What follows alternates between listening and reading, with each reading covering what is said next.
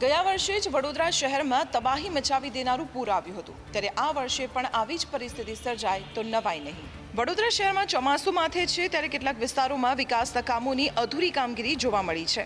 શહેરના માંજલપુર વિસ્તારમાં ડ્રેનેજ લાઇનની કામગીરી ચાલી રહી છે, જોકે હાલ આ કામગીરીને કારણે નાગરિકો મુશ્કેલીનો સામનો કરી રહ્યા છે। એક તરફ ચોમાસું માથે છે, તેવામાં કામગીરી ગોકળ ગતિએ કરવામાં આવી રહી છે, તેને પૂર્ણ થવામાં હજુ પણ સમય લાગશે, ત્યારે નાગરિકોને મુશ્કેલી વેઠવાનો વારો આવ્યો છે। જાહેર માર્ગ ઉપર કરાઈ રહેલી કામગીરીને કારણે પસાર થતા વાહન ચાલકોને પણ હેરાન થવું પડે છે। આ અંગે ડેપ્યુટી મેયર ચિરાગ બારોટનું કહેવું છે કે વરસાદી કાંસ ડ્રેનેજ સાફ કરવામાં આવ્યા છે, તેમજ મોટાભાગના રસ્તાઓના કામ પૂર્ણ થયા છે, તો સ્થાનિકોનું કહેવું છે કે વિવિધ કામગીરીના નામે ઠેર ઠેર ખાડા ખોદી દેવાયા છે। પ્રી મોન્સૂન કામગીરી માત્ર કાગળ પર થઈ છે। વડોદરા શહેરમાં કામગીરીના નામે ઠેર ઠેર ખાડા ખોદી દેવાયા છે, ત્યારે આ કામગીરી ક્યારે પૂર્ણ થશે તે તો સમય જ બતાવશે। પ્રી મોન્સૂનના વરસાદથી જ અમદાવાદ શહેર ખાડા નગરી બની ગયું છે। શહેરના નિકોલ વિસ્તારમાં જ્યાં ને જુઓ ત્યાં આગળ માત્ર ને માત્ર ખાડા અને તૂટેલા રસ્તાથી લોકો ત્રાહિમામ પુકારી ઉઠ્યા છે।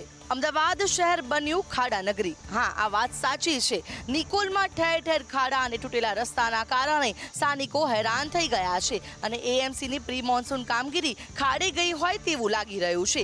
વેપારીઓની દુકાન આગળ ખાડા ખોદેલા હોવાથી વેપારીઓને પણ તકલીફ પડી રહી છે। સ્થાનિકો આક્ષેપ છે કે જીવનવાડીનો એક તરફનો આખો રસ્તો બંધ છે અને લોકો પોતાની દુકાનોમાં પણ નથી જઈ શકતા તેવી પરિસ્થિતિ છે। અત્યારે આવી હાલત છે તો ચોમાસા વખતે કેવી હાલત હશે?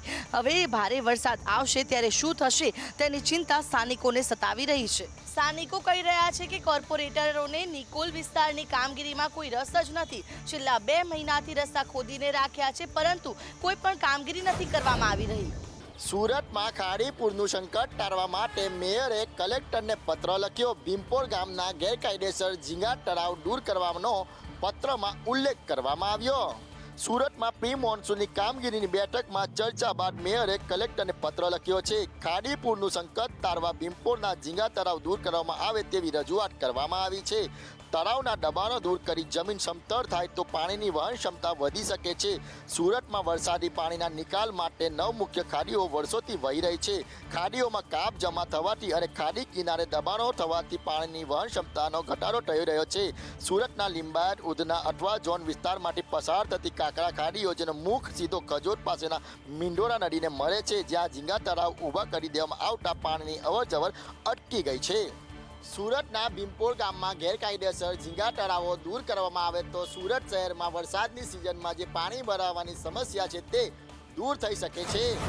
ગુજરાતમાં વરસાદે ભૂક્કા બોલાવી દીધા બાદ હવે કાળઝાળ ગરમી પડશે તેવી આગાહી હવામાન નિષ્ણાંત અંબાલાલ પટેલે કરી છે। છેલ્લા કેટલાક દિવસોથી રાજ્યમાં સતત વરસાદ વરસી રહ્યો હતો, ત્યારે હવે વરસાદના વિરામ બાદ રાજ્યમાં કાળઝાળ ગરમી પડશે। હવામાન નિષ્ણાંત અંબાલાલ પટેલની આગાહી કરી છે કે રાજ્યમાં આગામી 4 દિવસ ગરમીની શરૂઆત થશે। ગરમીની સાથે જ રાજ્યમાં હવાનું જોર પણ રહેશે। સાથે જ 4 દિવસની ગરમી બાદ 5 થી 9 જૂન વચ્ચે રાજ્યમાં અણધાર્યો વરસાદ રહેશે। 4 દિવસ હમણાં પવનની ગતિ રહેશે અને લગભગ ગરમી પડશે ભિન્ન ભિન્ન ભાગોમાં। આ ઉપરાંત તારીખ 5 થી 9માં અણધાર્યો વરસાદ રાજ્યના કેટલાક ભાગમાં થવાની શક્યતા રહેશે અને તારીખ 8 થી 12માં મુંબઈ મહારાષ્ટ્રમાં વરસાદ થવાની શક્યતા રહેશે। 12 જૂન બાદ દક્ષિણ સૌરાષ્ટ્રના ભાગો અને સૌરાષ્ટ્રના અન્ય ભાગો અને ગુજરાતના ભાગમાં વરસાદ થવાની શક્યતા રહેશે। વિદ્યાર્થીઓના શાળા પ્રવાસને લઈ મહત્વનો નિર્ણય કરવામાં આવ્યો છે। શાળાના આચાર્યએ પ્રવાસ સમયે લોકલ પોલીસનો સંપર્ક કરવાનો રહેશે। ગુજરાતના વડોદરામાં સ્કૂલ તરફથી પ્રવાસ લઈ ગયેલા અનેક બાળકો હરણી બોટકાનમાં મોતને ભેટ્યા હતા, જેને લઈને સરકાર દ્વારા તમામ શાળાઓને બાળકોના પ્રવાસ લઈ જવાની સાથે મંજૂરી બંધ કરવામાં આવી હતી। જોકે હવે વિદ્યાર્થીઓના પ્રવાસને લઈ એક મોટો નિર્ણય કરવામાં આવ્યો છે, જેમાં શાળાના આચાર્યએ ટૂર સમયે લોકલ પોલીસનો સંપર્ક કરવાનો રહેશે। શાળાના વિદ્યાર્થીઓના પ્રવાસ દરમિયાન 2 પોલીસ કર્મચારીઓ સાથે રહેશે। જો પ્રવાસમાં વિદ્યાર્થીનીઓ હોય તો મહિલા પોલીસ કર્મીઓને પણ સાથે રાખવાના રહેશે।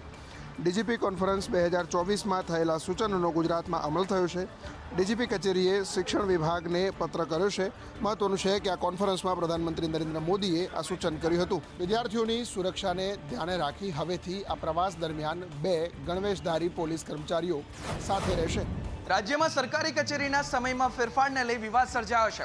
સમયમાં ફેરફારને લઈ કર્મચારી અને સરકાર સામસામે આવ્યા છે. ગુજરાતની સરકારી કચેરીના સમયમાં ફેરફાર કરવા વહીવટી સુધારણા વિભાગે સૂચન કર્યું છે, જેમાં સરકારી કચેરીનો સમય સવારે 10:30થી સાંજે 6:10 સુધી તેમજ સવારે 9:30થી સાંજે 5 સુધી કરવાનું સૂચન કરાયું છે. ત્યારે વિવિધ સંઘોએ સવારે 9:45થી 6:10 સુધીનો સમય કરવા સૂચન કર્યું. સાથે વિવિધ સંઘોએ અન્ય રાજ્યોની જેમ 5 દિવસ વર્ગની માંગણી કરી છે, તેમજ બાકીના કલાકો અન્ય દિવસોમાં સરભર કરવા પણ માંગ ઉઠી છે. તેની સામે કર્મચારીઓના પ્રશ્નો જેવા કે આવવામાં તકલીફ પડે આ નાતે એ બાબતે ચર્ચા થઈ હતી.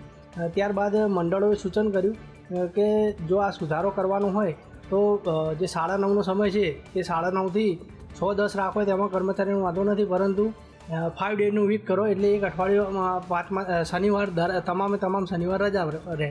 તેનાથી સરકાર અને કર્મચારીઓને પણ ફાયદો થયો છે અને સાથે સાથે નાગરિકોને પણ ફાયદો થયો. વિકસિત ગુજરાતના રંગીલા શહેર રાજકોટમાં વારંવાર જતી લાઇટોથી ત્રસ્ત થઈને ભાજપના નેતા જયમીન ઠાકરે લોકોને સાથે રાખીને પીજીવીસીએલની કચેરીમાં રાતે 3 વાગે હોબાળો કર્યો હતો.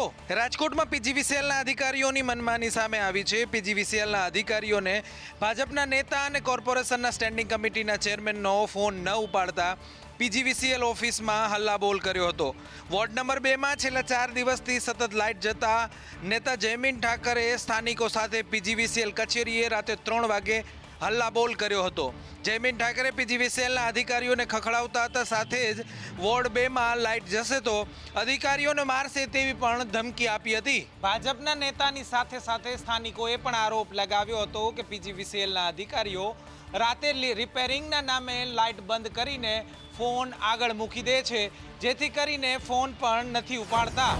ઓપરેશન સિંદૂર બાદ હવે એએમસી સિંદૂર વન બનાવશે. જગતપુર બ્રિજના છેડે 551 જેટલા સિંદૂરના વૃક્ષો રોપવામાં આવશે. પાકિસ્તાનને જડબાતોડ જવાબ આપવા માટે ભારતે શરૂ કરેલા ઓપરેશન સિંદૂરની અસર વિશ્વભરમાં દેખાઈ, ત્યારે હવે અમદાવાદના મ્યુનિસિપલ કોર્પોરેશનના વિકાસમાં પણ ઓપરેશન સિંદૂરની ઝલક જોવા મળશે. એએમસી શહેરમાં આવેલા જગતપુર બ્રિજના છેડે સિંદૂર વન બનાવશે.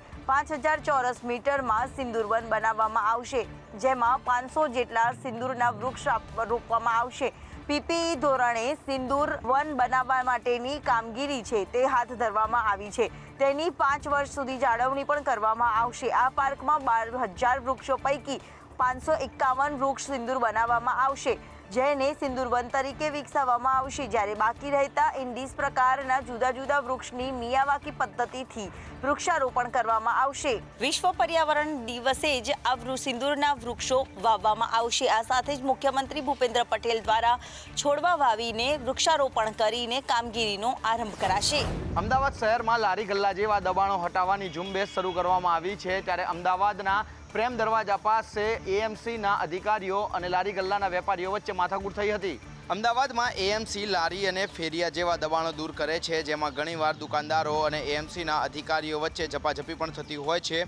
તો શહેરના પ્રેમ દરવાજા ફ્રૂટ માર્કેટમાં વેપારી અને એએમસીના દબાણ ખાતાના માણસો વચ્ચે લપ થઈ હતી, જેમાં એએમસીના દબાણ ખાતાના લોકો માર્કેટમાં દબાણ દૂર કરી રહ્યા હતા. જે સમયે વેપારી અને દબાણ ખાતાના માણસો સાથે માથાકૂટ થતાં વેપારીઓએ ગંભીર આક્ષેપો લગાવ્યો હતો. તેમણે પોતાના આક્ષેપમાં કહ્યું હતું કે દબાણ શાખાના લોકો સવાર અને સાંજ ₹100ની માંગણી કરે છે, અને જો કોઈ વેપારી હપ્તો ન આપે તો દબાણ શાખાના માણસો આવીને સામાન ઉઠાવી જાય છે. વેપારીઓએ અધિકારીઓ સામે કરેલા આક્ષેપોની જો તપાસ કરવામાં આવે તો ચિત્ર સ્પષ્ટ થાય અને કોનો વાંક છે અને શું હકીકત છે તે સામે આવી શકે.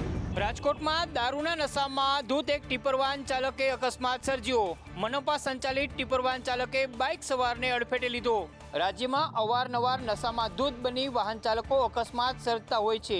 આવી જ એક ઘટના રાજકોટ શહેરથી સામે આવી છે, જેમાં રાજકોટ મનપા સંચાલિત ટિપરવાન ચાલકે દારૂના નશામાં ધૂત બનીને પૂરપાટ ઝડપે એક બાઇક ચાલકને હડફેટે લીધો હતો, જેનો વિડીયો જાગૃત નાગરિકે બનાવીને વાયરલ કર્યો હતો. ઘટનાની વાત કરીએ તો શહેરના વગર ચોક નજીક દારૂના નશામાં ધૂત ચાલકે અકસ્માત કર્યો હતો, જેમાં બાઇક ચાલકને ઈજાઓ પહોંચી હતી. બાદમાં સ્થાનિકોએ બાઇક ચાલકને સારવાર અર્થે ખસેડવામાં આવ્યો હતો. મહાપાલિકા સાથે જોડાયેલા કોન્ટ્રાક્ટ ઉપરના કર્મચારીઓ જ આ પ્રકારના અકસ્માતો સર્જતા હોય છે, ત્યારે આવા કર્મચારીઓની સામે મહાપાલિકા શું પગલાં ભરે છે તે જોવાનું રહેશે. વડોદરામાં રફતારના રાક્ષસો બેફામ બન્યા છે. બેફામ કાર ચાલકે 3 વાહન ચાલકોને હડફેટે લીધા, જેના સીસીટીવી સામે આવ્યા છે. વડોદરામાં રફતારના રાક્ષસના સીસીટીવી સામે આવ્યા છે. ગઈકાલે સવારે 9:30 વાગે બેફામ કાર ચાલકે 3 વાહન ચાલકોને હડફેટે લીધા. આ અકસ્માત વડોદરાના ગોત્રી હરિનગર બ્રિજ પાસે થયો હતો. કારમાંથી બિયરની બોટલો મળી આવી છે. કાર ચાલક સાથે બાજુમાં બેઠેલો વ્યક્તિ પણ નશામાં ધૂત જોવા મળ્યો હતો. આ સમગ્ર મામલે આરોપી વિજય શિશુપાલ અને વ્રજની ધરપકડ કરવામાં આવી છે. બંને યુવકો સામે પ્રોહિબિશન, અકસ્માત અને ડ્રિંક એન્ડ ડ્રાઈવના ગુના નોંધાયા છે. પોલીસ અને કાયદાનો જાણે કોઈને ડર જ ન રહ્યો હોય તેમ આવા વાહન ચાલકો બેફામ વાહન હંકારી લોકોના જીવ જોખમમાં મૂકે છે. સુરેન્દ્રનગરના ગેડિયામાં પિતા અને પુત્રના એન્કાઉન્ટર કેસમાં 4 વર્ષ બાદ પીએસઆઈ સહિત 7 પોલીસકર્મી વિરુદ્ધ ગુનો નોંધવામાં આવ્યો છે. સુરેન્દ્રનગરના ગેડિયામાં પિતા અને પુત્ર એન્કાઉન્ટર કેસમાં 4 વર્ષ બાદ પીએસઆઈ સહિત 7 પોલીસકર્મીઓ વિરુદ્ધ ગુનો નોંધવામાં આવ્યો છે. ગેડિયામાં હનીફ ખાન અને તેના પુત્ર મદીન ખાન પર પોલીસે એન્કાઉન્ટર કર્યું હતું. પોલીસે જણાવ્યું હતું કે આરોપીને ઝડપી લેવા માટે ગયા ત્યારે તેણે પોલીસ પર હુમલો કર્યો હતો, જેથી તેની વળતી કાર્યવાહીમાં પોલીસે ફાયરિંગ કર્યું હતું, જેમાં હનીફ ખાન અને તેના પુત્ર મદીનનું મોત નીપજ્યું હતું. જોકે પરિવારજનો દ્વારા એન્કાઉન્ટર નકલી હોવાના આક્ષેપ કર્યા હતા અને મૃતદેહ ન સ્વીકાર્યો હતો.